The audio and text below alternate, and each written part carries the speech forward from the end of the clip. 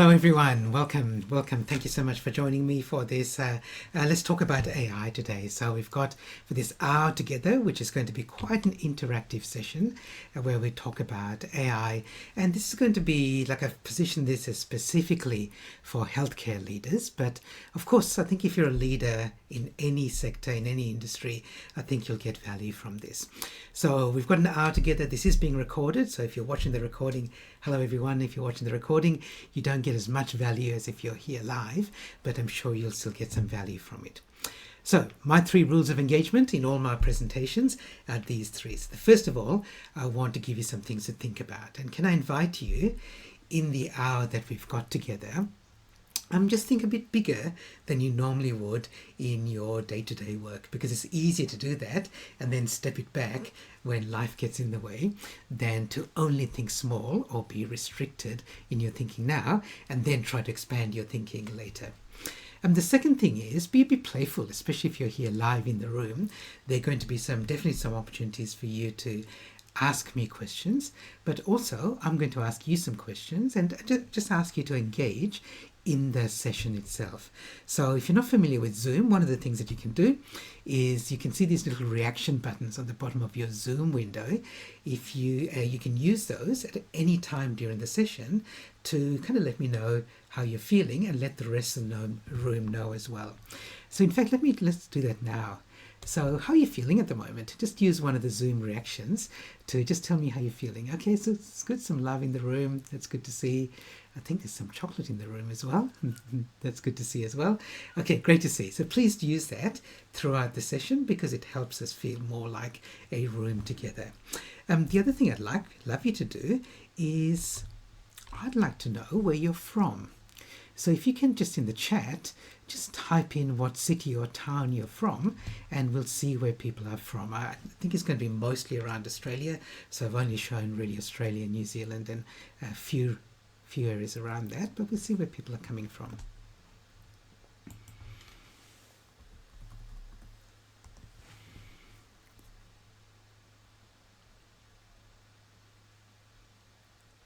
Okay, good to see.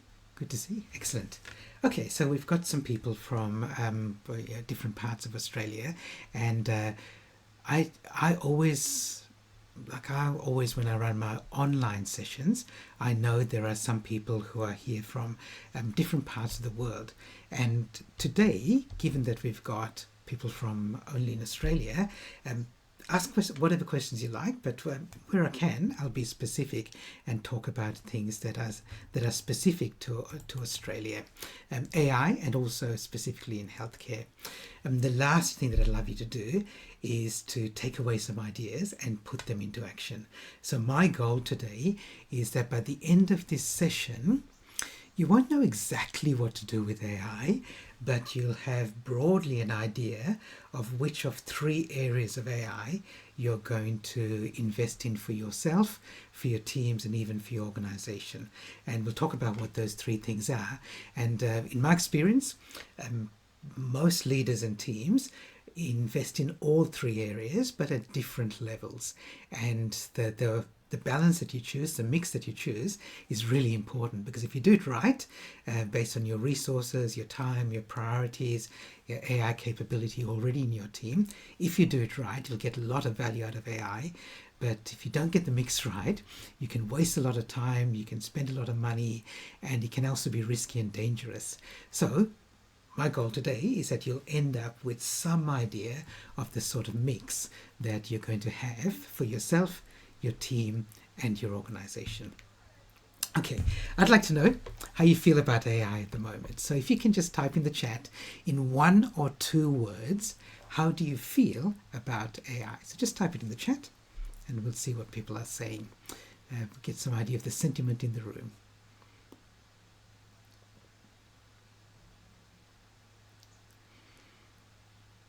Okay, good. Good to see that the people are excited about it. Nervous and unsure, challenged, interested. Good. Great to see. Thank you for doing that. So excited is the number 1. Yeah, the biggest one here from a very small sample size, but this is good. People are optimistic about it and cautiously optimistic. So whenever I run sessions about AI, I always ask in the room, how do you feel about AI? And I say, like, how many people here are excited about AI? Some people put up their hands. I say, how many people are a bit concerned about AI? Some people put up their hands. How many people are unsure? And some people put up their hands. And then I always say, how many people put up their hands more than once? Because I reckon for all of us, we should be all those three things broadly, and they're represented here as well. You should be excited about AI, you should be concerned about AI, and you should be unsure about AI. So anyone who tells you that we know what AI is going to look like in 5 years' time or even 3 years' time, they're just lying to you, or they're deluded. We don't know. So we should be excited and take advantage of what's possible with AI now. We should be concerned to make sure that we put the appropriate guardrails in place, and we should be unsure and curious and cautious. So I saw cautious in there. I don't think I saw curious in there as well. So this is good. So approach this with an open mind. Unfortunately, a lot of the stories that we hear about AI in the media and in the public tend to be negative stories, like this one here. This was last year. 40% of CEOs said AI is going to destroy humanity in the next 5 to 10 years. If you dig a little bit deeper into that story, it's not as bleak as it says here, but I reckon the reason you should ignore stories like this is not because you need to read into them to see whether they're true or not, but because whether they're true or not, they're not very useful. For us, here and now, if we're looking at using AI, this sort of story is completely irrelevant to us. And just be aware of this, because often you'll hear stories about, and usually negative stories, about what AI is going to do to destroy our world, or it's going to lead to massive job losses and problems with climate change, and I've heard everything. Can I invite you to focus on what you can do with AI right now, rather than getting caught up in this spiral of doom? And unfortunately, it tends to be a spiral of doom rather than a spiral of hope. And there's plenty of positive stories about AI as well, especially in healthcare. So I reckon the sort of things that you might want to look at instead are some of these positive reports around AI. This is something that Amazon commissioned this report in Australia that said that having AI skills is really going to boost jobs and career growth for lots of people in Australia. This is specifically in Australia. Let me actually do a bit of a poll with you here. So one of the things that came out of that Amazon report, because they asked leaders all around Australia, different sectors, different industries. So this is one of the questions. So what percentage of Australian organisations expect to be AI-driven organisations in the next 5 years, by 2028? Can I ask you, you can see there's 4 options there, A, 30%, B, 50%, C, 70%, D, 90%. Can you type in the chat A, B, C or D, telling me what you think Australian leaders of Australian organisations said, in saying they're going to be AI-driven organisations. Okay, interesting. Okay, there's a spread. Okay, good to see. So the correct answer, according to the Amazon report, is that 90% of Australian organisations said that we're going to be AI driven by 2028. It doesn't mean that it's going to be completely run by robots, but it means that AI is going to be a fundamental part of the way that we operate. And the first person to get that right, Ivan Frangi. Great to see you here, Ivan. So thank you for that. Thanks, everyone. So look, this is one of the things with AI that we don't necessarily know what it's going to look like in the next few years, but we can do some things in a very practical way now. And my goal today is not to give you all the answers, but to actually, let me do this little puzzle for you here, and I'll make the message that I'll tell you the message that I want to share here. I've got a question for you here. And I've got a picture. So let me give you the questions. The question is this: what's the number of the occupied parking space? And when you think you know the answer, type it into the chat and we'll see what people are saying. So you don't know what I'm asking you about yet, so let me show this to you. So there is a car park, and the parking bays are numbered according to a specific pattern. So you can see that one of the cars has driven into a car park and it's hiding one of the numbers. What's the number? Okay, I can see lots of 87s coming in here. Okay, 87 seems to be the popular choice, and it is in fact the correct answer. And if you haven't got that yet, maybe this will give you a little bit of a hint. Okay, so here's my point. My point is that sometimes, that the answer pops out now is pretty obvious. Sometimes all you need is a change in perspective and the solutions pop out. And I find whenever I talk to AI, I talk about AI to people, there are people at different stages of their AI journey, and everyone has got their unique perspective on it. And there's some things that are common as well. So sometimes some of the things I say here in the time that we've got might be things that you've already heard, but you might get a different perspective on them. And some of them might be really new. There'll be plenty of opportunities for you to ask questions in the chat at various times. Okay. So the big picture around this is all around this ongoing conversation that we're having about the future of work. And people talk about that in different ways. Let me tell you my take on the future of work and the four big things that you need to think about when you're thinking about the future of work, and then where AI fits into that. So the first thing is that work in the future is you assess the work that needs to be done, the outcome to be achieved, not necessarily the process of getting there. So work is going to become very outcome based. Then you figure out how humans and machines are going to work together to get that work done. If it's physical work, it'll be machinery or robots. If it's knowledge work, as most of us here are doing, it'll be people and AI. It's then you figure out how can you create flexible working options to accommodate different ways that people want to work. And we know that COVID did this. He mentioned the C word, but COVID has kind of broken down the idea that there's one mainstream way of doing work. And now people are looking for lots of different options. And the last bit around that is, of course, attached to that is how do you attract, retain, reward, and nurture the best people so that you have this culture that is open to change, is embracing change, and is going to help lead you forward. And it may not be the same team all the time, because you're going to you accommodate different kinds of workers in different kinds of work. So today we're going to focus on this area around augmenting work. It's humans and AI specifically working together. I reckon there are three kinds of work that you can get AI to do. And whenever I work with leaders in different sectors, different organizations, different teams, and they all have some mix of these three. As I said, if you get the mix right, great, happy days. But if you get it wrong, it can be a challenge. So here's how it works. If you think about AI making an impact in your workplace and with your workforce, there are three ways it could do that. So I call this, the first one is A to B. So the big one is A to X. So this is where you take on this massive AI project. It's a bit of a quest. I'll give you some examples of that coming up soon. And for most workplaces, this is not the right way to start.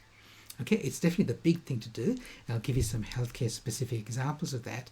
But I reckon you're better off, instead of going A to X, start off by going A to B. This is bit by bit change. So how can you use AI in your everyday work? And this is for everybody on your team. And it'll boost productivity and it'll boost creativity.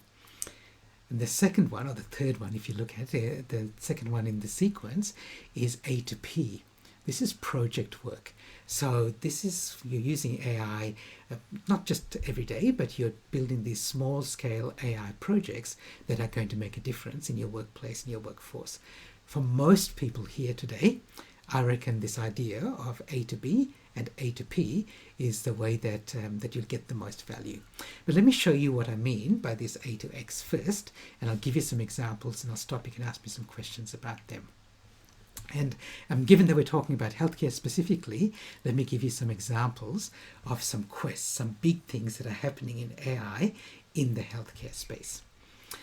Okay, 10 years ago, when I spoke at the Australian Private Hospitals Association conference, the big thing in AI in healthcare was this, the Da Vinci machines where you could do remote surgery, robotic surgery. It wasn't really AI as such, it was more remote surgery, so where the surgeon doesn't have to be, literally didn't even have to be in the same room, although often they are in the same room, but they're bending over this equipment and they're doing very fine-grained surgery using this, manipulating these forearms of this Da Vinci robot. So that's not really the way that we think about AI now, but that is what it was like 10 years ago. So, and that was a leading edge and cutting edge at the time. Let me give you some other examples of AI that's very recent in healthcare. This one came out a few months ago. Nvidia, the big giant chip company, one of the most valuable companies on the planet now, they launched this idea of AI nurses. And again, they're not going to look like that. The AI, I saw lots of stories that had this sort of image, but the idea of an AI nurse is, rather than a robot, it's actually a chatbot who can do some of the non-clinical work that a nurse would do. So it frees up the nurse to do their more expert work. So, and this is like for $9 an hour, you could have an AI nurse, you as in a healthcare provider. Okay, so that's one example. Here's another example. This is very recent. Medical drones are delivering medical equipment and supplies to remote parts of Australia. It's been happening in other parts of the world as well. There's a new project here in Australia around that. Here's another example. This is a mental health hotline, a call-in service, a suicide hotline, and AI is detecting emotions in the voice of the person who's calling and then notifying the people in the call center if there's a potential risk of self-harm. So AI can detect that sometimes better than the human callers can. Here's another example. This is for people who have trouble vocalizing. There's a little patch that goes on the larynx and AI can turn that into voice. A couple more examples. Here's an example from the UK. AI was used to inspect mammograms, because AI is really good at inspecting and looking at images and giving some sort of diagnosis. And it detected 11 cases of breast cancer that the human surgeons and humans weren't able to detect that breast cancer. So 11 doesn't sound like a lot, but it means a lot to those 11 people. Another example is AI ultrasounds. This is one that a billionaire philanthropist Melinda Gates is investing a lot of money in this area, especially in the developing world, to make ultrasounds very effective and give people access to high quality ultrasounds at a very low cost. And again, it relies on AI being able to do some of the initial scanning of the ultrasounds and then inform sonographers and radiologists to be able to look at the scans and then add the human intelligence on top of the AI intelligence. A couple more examples. This is another research project that was done in the UK recently. Again, AI is looking at scans and looking at kidney failure and is being able to detect them faster than humans alone can do. So it's the humans and the AI working together. And one last example of a big AI project is AI being used for training and coaching. And this is not for training students. This is used in China, where brain surgeons are getting help from an AI coach that's asking them questions about the procedure that they're doing in the moment, to help them and prompt them to make sure that they're doing the procedure effectively and that they're using their intelligence in doing the surgery. So yes, AI is brain surgery. Okay, so those are some examples of quests, some examples of things that are happening in the AI space in healthcare right now. Okay, so quests are great. Quests are great. But the problem with quests is most people in most healthcare roles aren't going to embark on any of these big AI projects, these big quests.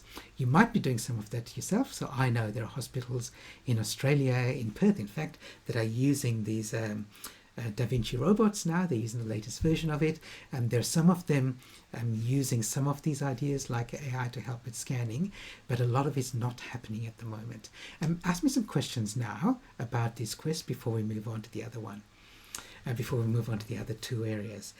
One of the reasons that many people are not doing this in the healthcare space, apart from the fact that it takes a lot of time, a lot of effort, a lot of resources, is I speak to so many people in healthcare settings, and they say, we'd love to use AI, we love the idea of it, but it's our technology is still so far out of date. It's old, it's not connected together.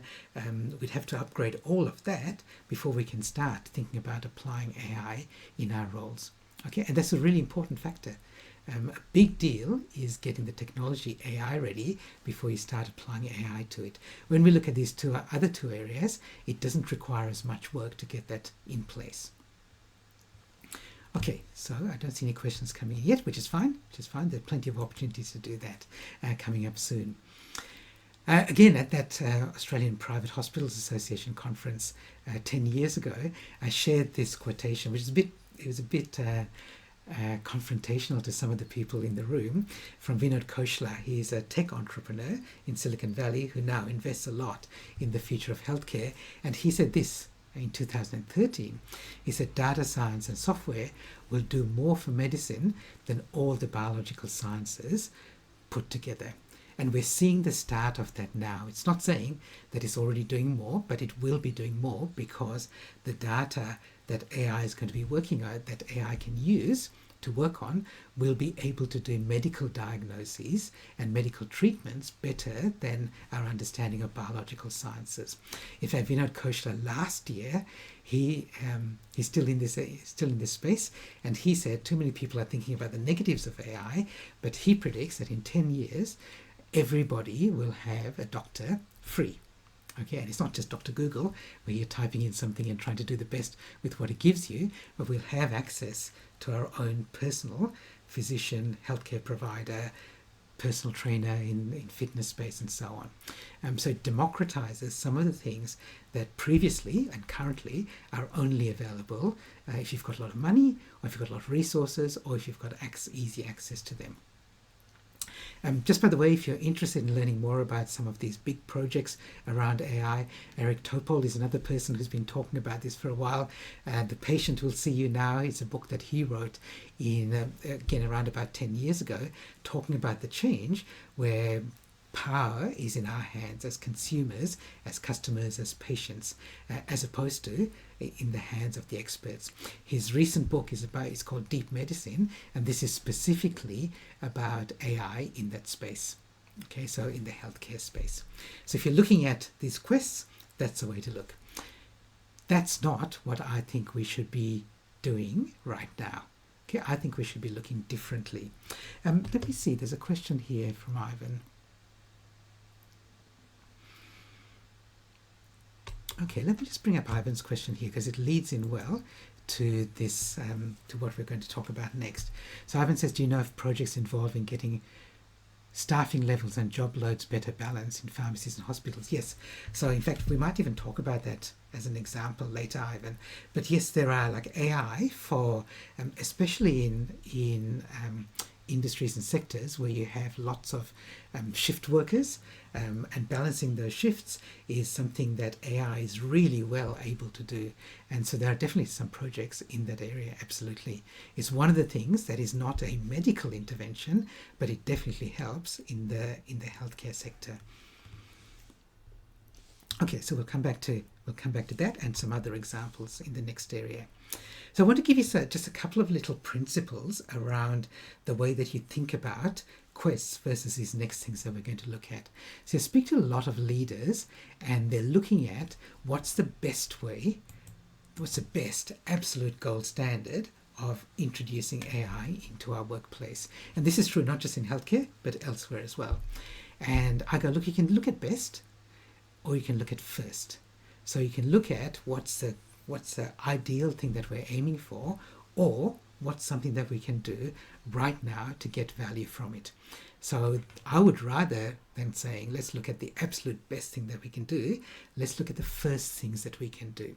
And some people will say, well, okay, first is best anyway, because you're getting value from it straight away. But I find that many organizations are obsessed with, we need to get it perfect. And because of that, they hold up any sort of progress.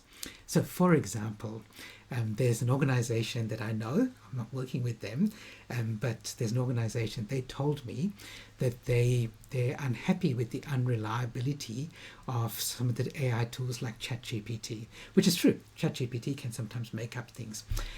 So they said they're building their own version of it, and they will make sure that they put it through a rigorous training program and testing and quality assurance to make sure that everything it creates is 100% accurate in their particular business. Now, they also said it's going to take 2 years to do that, to get it right.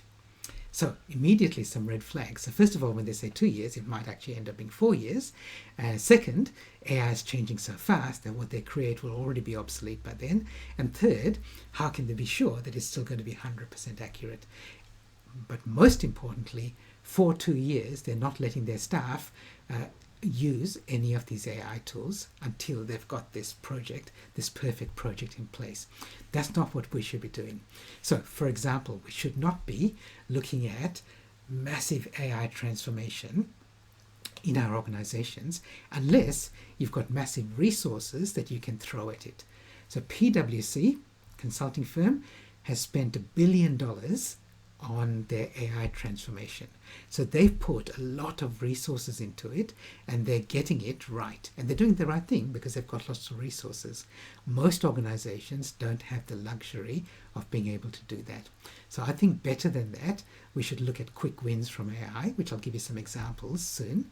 The other thing is, you don't even need to forget about transformation. You don't need to have your perfect AI strategy in place before you can start using AI. What you can do instead is start doing some AI projects right now. So start launching AI projects with appropriate guardrails, but you can get value from AI very, very quickly if you do it this way. I'll give you some examples of those two as well. As I said, bit by bit is a quick wins. Projects, A to P is the projects. I'll give you plenty of examples of that to start the conversation for you. Another thing with BEST is that we used to think, so I've been using AI for a long time, by the way. So when I studied at UWA, the University of Western Australia, more than 30 years ago, my computer science thesis was in AI. So I've been following and tracking AI since the 1900s. But AI has changed in a big way since the launch of ChatGPT. See, way back then, in the 1990s or the 1900s, when I was doing AI, we thought the best way to train AI was to figure out what human experts did and then try and reproduce that in computer code.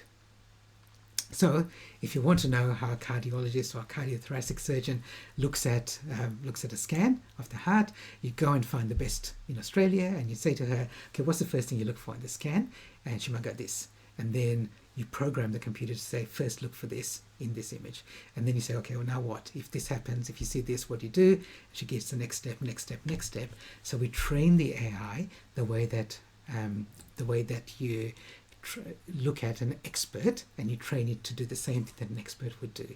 And we thought also that AI knowing about my data would be able to make better predictions for me and recommendations for me than AI knowing about the world's data. It turns out both those things, they're not wrong, but the way that AI works now is we work on pre-trained AI. So tools like ChatGPT and many of these other tools, they weren't trained by saying, what are the world's experts doing? What they do is they gobble up all the data they can find and they use it as their training data. And surprisingly, so AI researchers didn't expect this, surprisingly, those AI tools which have been trained on gazillions of buckets of data are actually as good as, if not better than, those very precisely trained AIs that we used to do in the past. And we thought that AI had to work that way.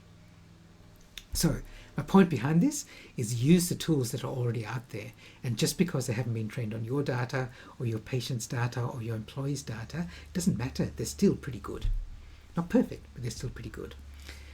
The other thing around AI is that some organizations are saying we need to have this as IT driven. Now, IT absolutely needs to have a seat at the table when you're choosing how you're going to implement AI, but it should really be people driven first. So look at what problems you're trying to solve and then figure out the solutions. And then, of course, you need IT involved in that process as well. Okay, let me do some, let's look at a few quick wins. So these are some really practical things that you can do with AI.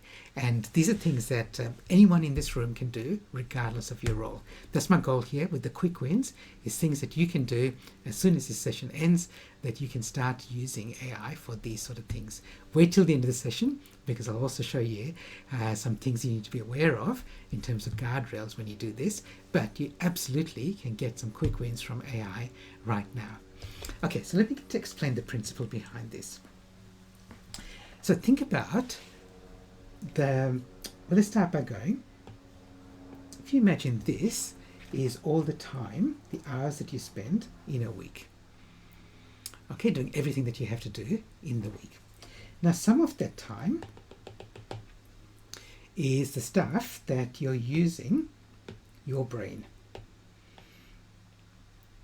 Okay, and in fact, it's what you're being paid to use your brain for. So this is the area in your core expertise.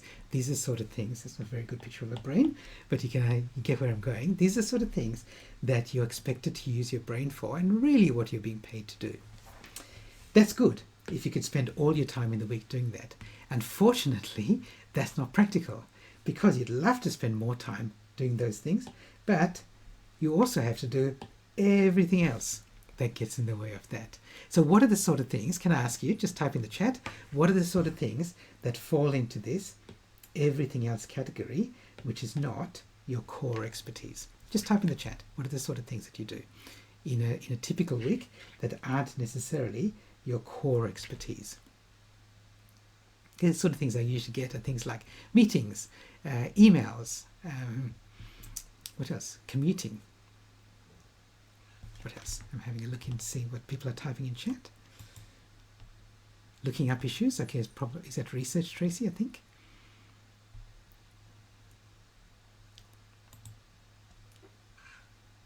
Filling in forms, approving forms. Yes, there's a whole bunch of stuff, right? Admin, emails, fixing stuff. Email always comes up as one of the big things. What else have we got? Good. Yeah, looking after staff, IT issues, IT problems and so on. Signing documents, and obviously that involves reviewing and reviewing the documents as well. Okay, good. So this is what happens. This is what happens. We like to think that we've got all this time that we can spend in we'd love to have more time in using our brains, but we don't because we've got all these other things getting in the way. So the first use of AI that I highly recommend for everybody is try and raise that bar so you've got more time. So get AI to do some of these things here. This is where you're going to get your quick wins. Your quick wins are going to come from getting AI to do some of the heavy lifting in these areas up here so that you can spend more time down here.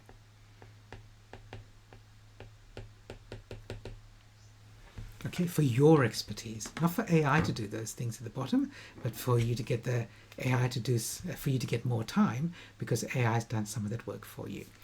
Okay, what sort of things am I talking about? Well, let me show you some examples here. And some of these have already come up. So this is not an AI tutorial, so I'm not going to go into any of these in details, but these are the sort of things that these very popular AI tools like ChatGPT, Microsoft Copilot, if you've got that in your team, Google Gemini, Claude Anthropic, these are the sort of things that these tools can help you do, help you with managing your emails, looking at reports and spreadsheets. So analyzing spreadsheets so you can get insights and data from them. Building PowerPoint presentations. So AI can absolutely do that for you. And there are AI tools that will create a presentation for you in minutes. Summarizing meetings. How much time do we spend in meetings? Imagine if we had AI assistants who would be sitting there silently in our meeting, and 5 minutes after the meeting is over, it will send you a summary of the minutes, the actions, it'll have the transcript available for you, and it's stored in a database that you can then search later or watch the meeting later. Okay, those tools exist now for a few dollars a month. So you can pay a small amount of money and you get access to those tools. If you're using Microsoft Copilot in your organization, they, assuming that that's been enabled, those sort of tools might already be part of your workflow at the moment. You can get AI not to do your performance reviews, but to help you with performance reviews. If you're a leader or manager, ask AI for help in dealing with a particular staff member. So I remember doing this with a leader last year where she said, my team's done really well, but they're not getting the sort of bonus and pay rise that they might expect based on their performance, just because of the way the company's going. Give me some advice about what I can do. And the AI came up with some really good ideas. Some of them were about managing the conversation. Some of the ideas were about non-monetary perks that the manager could offer her team members, and so on. Okay, so AI, you can use AI for that sort of advice, for leadership advice, coaching and mentoring. AI is really good for writing job descriptions. So again, those tools, you give it a list of the criteria, maybe you upload a whole bunch of past job descriptions that you've advertised for, and it'll write it in that structure, in that format. You can use AI for translation, so into different languages. There are a lot of organizations now, especially in healthcare, but true of other industries as well, where you've got people who speak multiple languages or speak different languages. AI is great for that. I was working with a group who was using, who decided to use this for a project, which we'll get to soon, but they decided they had a whole bunch of training videos that were in English, and they had a number of staff for whom English was a second language or wasn't one of their languages, and they used AI to translate the videos rather than re-recording them into different languages. Okay, saved a heap of time and increased the training capability, the capability of their staff through this training and onboarding. AI can be used for doing your expense reports. Okay, so classify expenses automatically. It's the sort of things that the banks are now catching on to, and your online banking might automatically have some way of classifying your expenses. Some of the big banks do that, some of them don't, but you can do it yourself personally as well. So the idea is to get quick wins by applying AI to these common tasks. You notice that none of the tasks that are mentioned here have anything to are specific to healthcare. Okay, we'll get to some of those specific ones, but for all of us, the quick wins are not necessarily going to come from things that are specific to your industry. I mean, that's the whole point, right? The whole point is your expertise is in your industry, is in your job, your role, but look for quick wins outside that role. And this is especially where those large AI tools really shine. Okay, so ask me some questions about that, about quick wins and the sort of tools. I'm happy for you to ask me some technical questions, and I won't go into too much detail, but please ask me, because people always want to know from a leadership perspective, what are the sort of things that we can do to get quick results from AI. And this is one of them, like doing this, getting these quick wins. Okay, I'll just give you a few seconds to ask me some questions.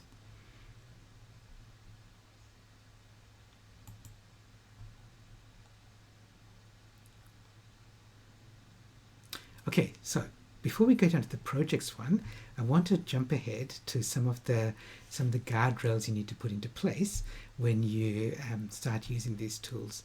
So Daniel, for example, has asked a question. How accurate is the translation?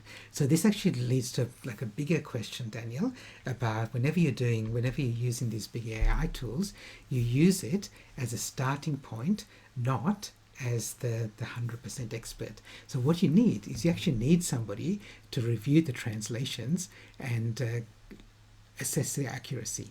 Okay, so I would never ask it to translate into a language that I can't speak well. Well, there's only one language I can speak well, but I wouldn't ask it to translate and then immediately start using that. You need an expert to then review it and assess it. Okay, and this is true for all the quick wins. It's true for the projects as well. It's also true for some of the quest examples I showed you, like looking at images. You're not asking the AI to do a diagnosis and a recommended treatment. You're asking the AI to do some initial work, and then there'll be an expert, a human expert, who will look at that. So if you can answer the question, Daniel, you asked about translation, the translation is really good. So people who use the latest version of ChatGPT, they reckon it's about 95% good in terms of translation for the major languages that cover the majority of languages on the planet. Okay, not all of them, and it's not 100% yet, but maybe you don't need 100% either.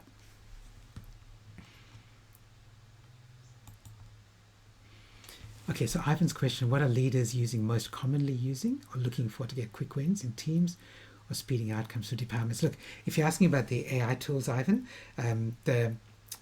most of them are using the Microsoft suite of products, so they're using Microsoft Copilot. But as I said earlier, some of them haven't enabled some of the features in Copilot because there are some other issues they need to consider about the data within their organizations. But most of them are using Copilot for the larger organizations. Smaller organizations are using ChatGPT and a whole suite of other tools.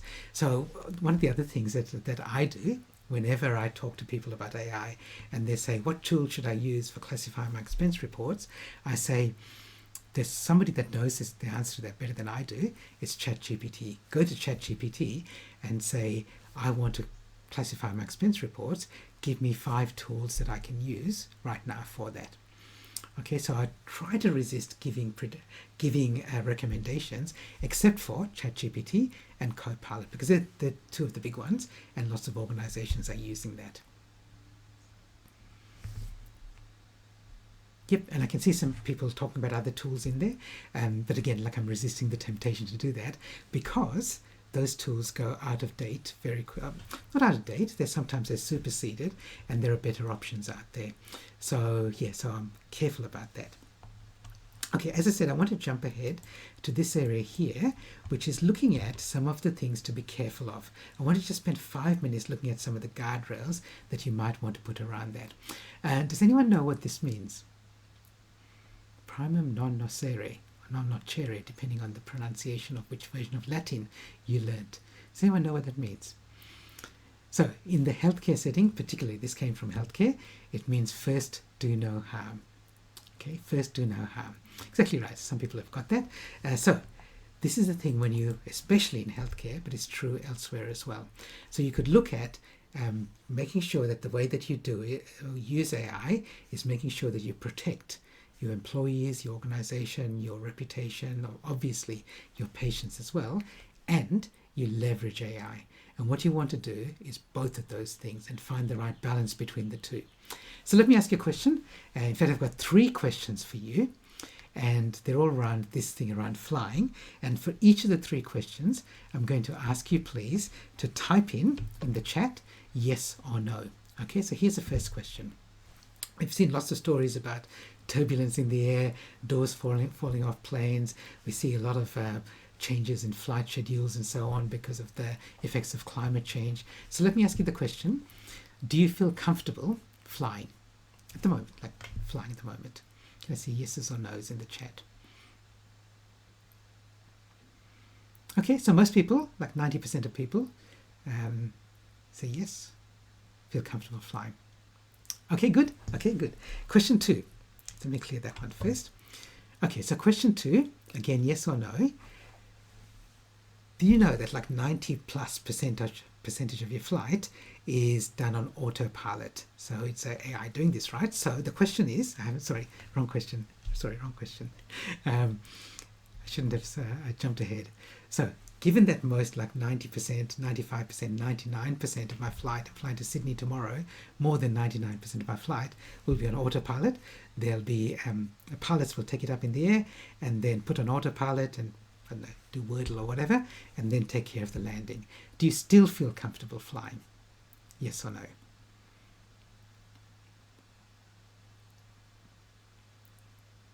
Okay, good.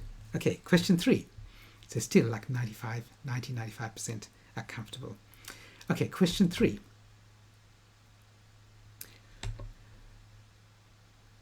If 100% of the flight, in other words, there were no pilots up front, 100% of the flight was on autopilot, would you still feel comfortable flying? Yes or no? Okay, how come it's changed? 100% are going no, but 80% or so are going no. Here, so this is the key. This is the key. We trust AI, in this case autopilot, as long as we know that they're humans who can apply their natural intelligence on top of this artificial intelligence. And this is a key to when you're using AI, for most of us, using AI in our typical roles. Okay, and it's not true for all use of AI, but absolutely we should be using AI carefully with humans involved in the AI loop. So one of the principles that I teach is this one here, which is NEIGF. Can anyone guess what that is? NEIGF, what does that stand for? I'll tell you, it stands for near enough is good enough. It's the 80-20 rule. So you can use AI as an assistant, not an expert. So don't assume that AI is going to do all the work for you, but it can do some of the heavy lifting for you. Some people always go, shouldn't that be NEIGE, Gihan? And it should be, but I got it 80% right. Okay, so think about AI as an assistant for you, not an expert. And this is really important because lots of people get it wrong because they assume that AI is going to be perfect. So here's a very famous story about AI that was used for promoting an event. So this is an event over the Easter school holidays in the UK, in Glasgow. This event company put on this thing called Willy Wonka's Chocolate Experience. They promoted it using these AI-generated images all through social media. Lots of people bought tickets, but when they turned up on the day, what the reality looked like this. Okay, so just like an empty warehouse, tears from the kids, tears from the parents. They called the cops and demanded their money back. And this story made worldwide headlines. But I looked into this story a bit further, and this is true. This is true. Here's one of the other pictures that was generated by AI that was promoted, that was used as part of their social media marketing. So the picture looks really nice, right? Looks like a Willy Wonka chocolate experience. But look at some of the words in that image. Okay, these are completely made up words. And yet, the social media person on their team published this. The point is, they didn't even know that they had to proofread it or even look at it before they published it. They assumed that the AI was going to be perfect and would give you results that you could use immediately. And it's just not the case. So the key to using AI effectively in your team is make sure that you know that AI is not going to be perfect.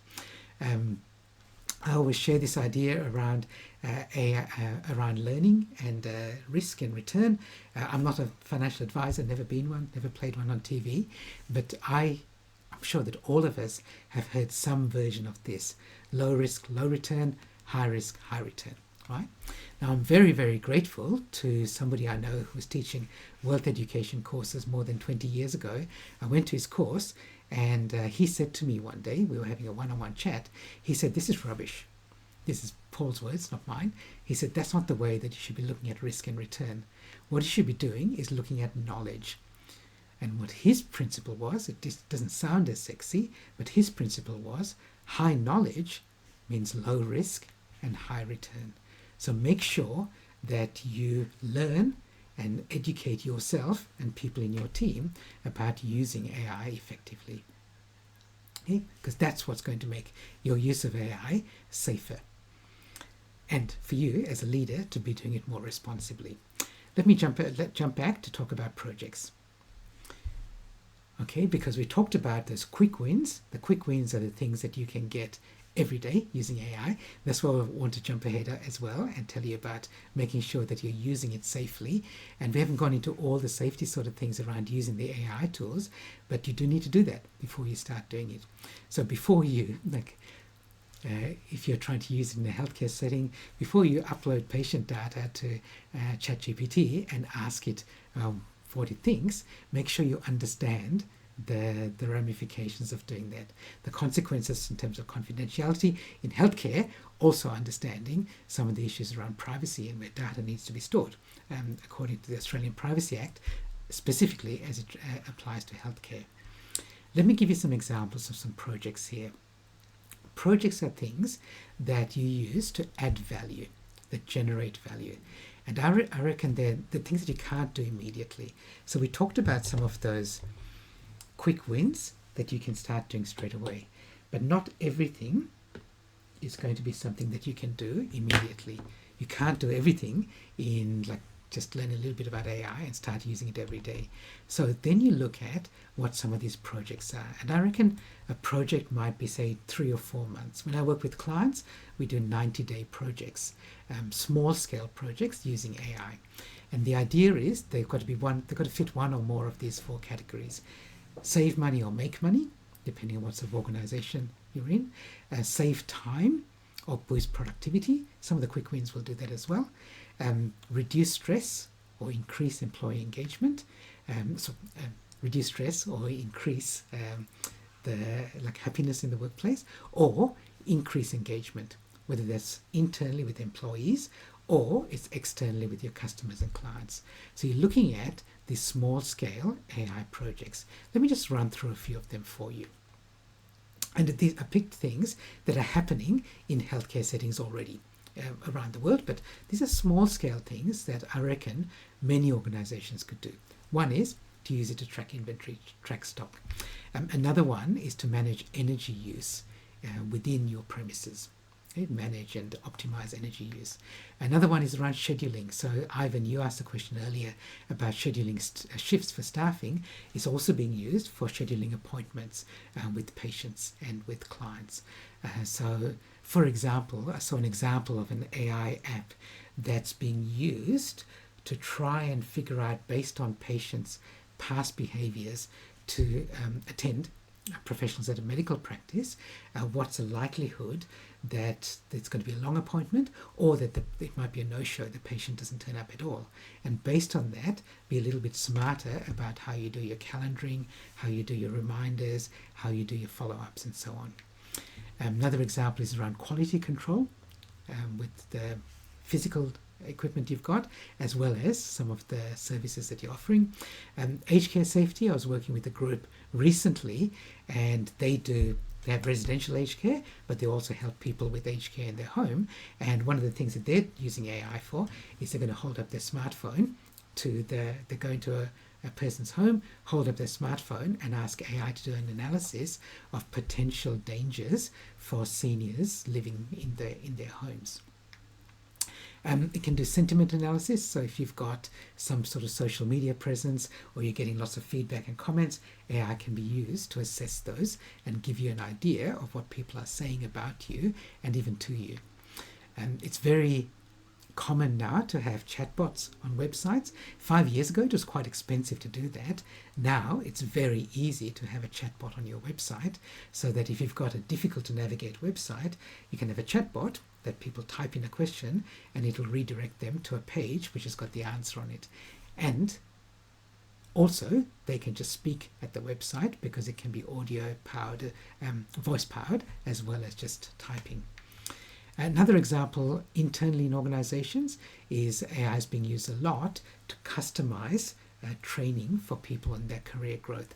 I worked with an organization almost 10 years ago now, and they were doing this, where the people who are using medical devices, staff in hospitals and other, actually mostly hospitals, the device would monitor the way that they were using the device, and then would make suggestions to them about, maybe watch this little training video to use it slightly more effectively next time, and also help work with them and their managers to perhaps give them more ongoing professional development.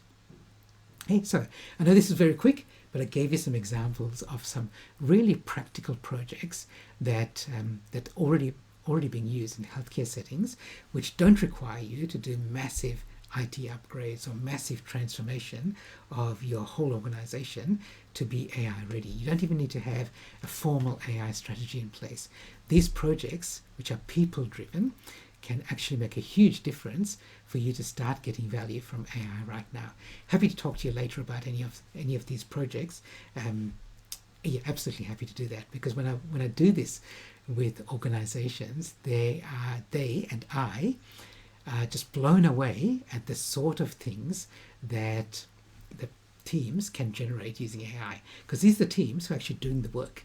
So they know what problem they want solved, and so they say, I wonder whether AI could do this. So what I get them to do is do a little bit of a prototype using test data, so they're not doing anything that's giving away privacy, confidentiality, security. They try it out, they talk to some of the people using the AI tool, and then they get IT and other leaders on board to create the actual product. And just amazing what they can do now with AI very quickly and very effectively. Okay, final things before we wrap up, because we're pretty much going perfectly to time.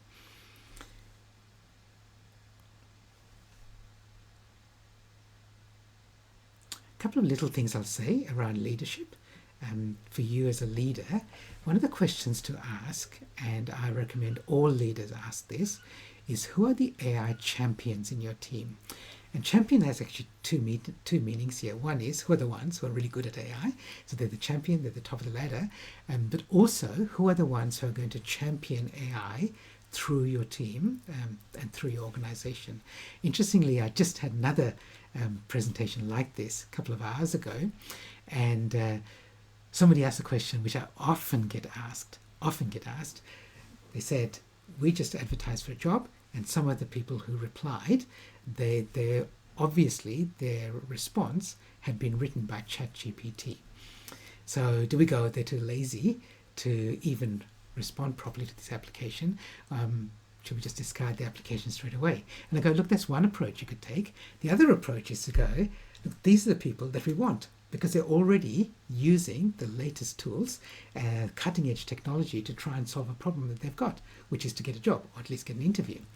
Okay, now they might be a bit rough around the edges, but they might be the people who are going to be the AI champions for your team. And if you don't bring them on board, then you've got to find other AI champions within your team. So maybe they're the people that you really want. Okay, so before I finish up, can I give you a couple of little things?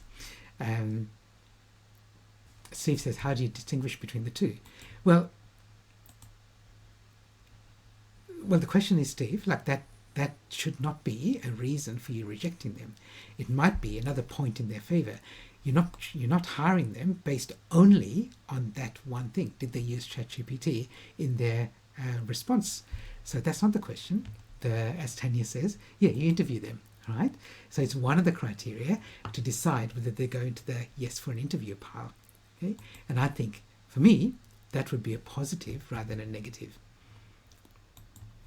Okay, can I suggest for you, and I made this point earlier about don't look too far ahead, don't look at too much of the negativity, look at what you can do right now with AI. So when I say start now and look no further, I'm not literally saying look no further. That would be a bad thing for a futurist to say, but I'm saying start now and don't be distracted by what might be around the corner.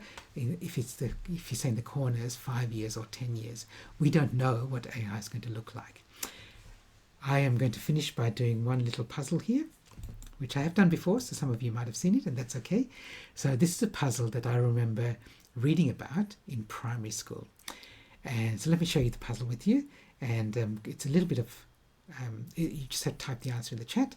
It's a pretty easy puzzle, but I've got a point behind it. So there's a pond, which is empty except for one lily in the pond. And then overnight, that lily splits in two. So the next day, there's two. Then overnight, each of them splits in two. Then there's 4, 8, 16, 32, and so on. The pond is full in 28 days. The question is, when is it half full? Just type in the chat. When do you think the pond is half full? How many days? Good. And some people have got the answer already. Just 27 days. Okay, so good. Good. Excellent. Okay, 27 days, right? So just let me explain that to you so that you get the point. So in 28 days is full. In 27 days, because it doubles every day, it's half full. But my point is, if you go back a few more days, if you look at even the start of week 4, like day 21 or day 22, it's less than 2% full. And for the first 3 weeks, it's less than 1% full. So we spent all this time. If you turned up every day for 3 weeks, almost 4 weeks, you'd see there's almost nothing happening. And yet all that growth happens in those last few days. And this is what AI is like. It's growing exponentially, especially when we've got AI and humans who are also, like, we're all connected in networks which are connected exponentially. We've got AI and humans working together now. So the exponential growth is even faster. So one of my favorite quotations about taking action is this one here from Benjamin Brewster in the 1800s, in the 19th century. He said, in theory, there's no difference between theory and practice, but in practice, there is. So can I invite you and encourage you all, don't just leave this in theory. Don't just say, I've got some good ideas from here, I'll take care of it later. Start before you're ready. Don't wait, because the world won't wait for you. And that's the best way to be fit for the future and to leverage AI. Thank you everyone for coming along. Thank you for sharing and engaging in the chat. I'll send out the recording to everyone later so you can look at it and review the notes. And I look forward to helping you on your AI journey, and I wish you all the best on your AI journey.